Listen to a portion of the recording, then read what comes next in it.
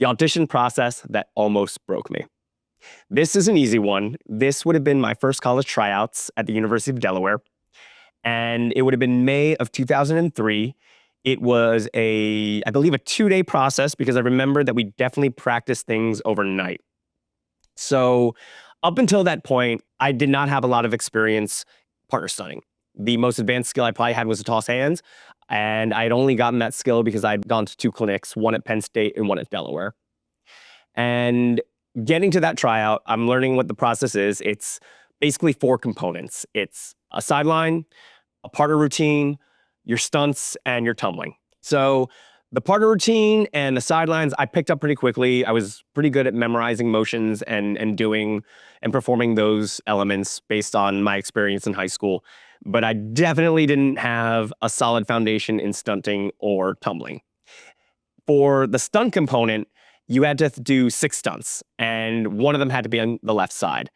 And your average tryout, from what I remember, was maybe a toss hands, a toss extension, a left lib, a QP, maybe a left QP, and a chair or a walk-in stunt. Again, didn't really have a lot of experience at that point.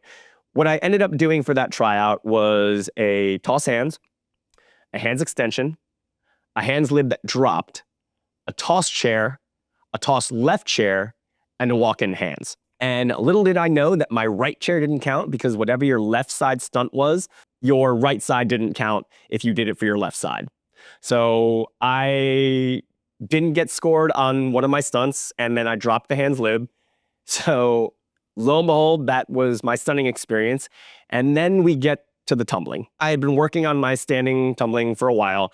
I still didn't have it by myself. I'm working on it with a spot at tryouts. I'm getting spotted on my handspring.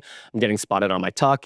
And the assistant coach at the time, he's like, "Oh man, you got this. Your tuck is fine. You don't need a spot. You're gonna, your stunts aren't great, but you have a standing tuck."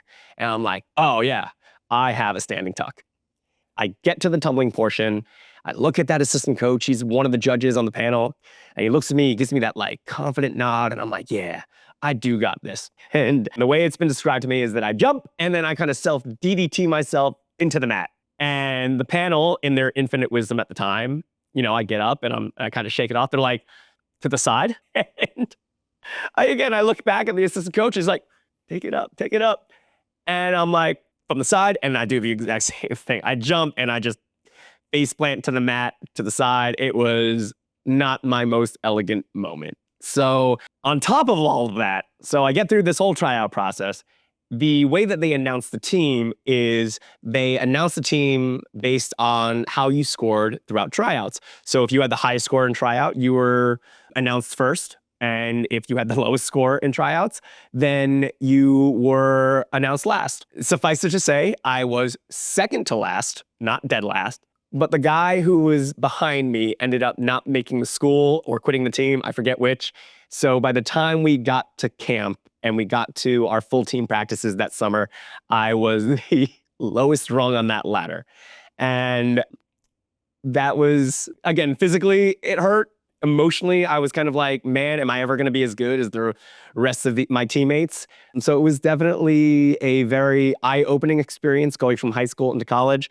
And it was a moment that definitely almost broke me as far as auditions are concerned.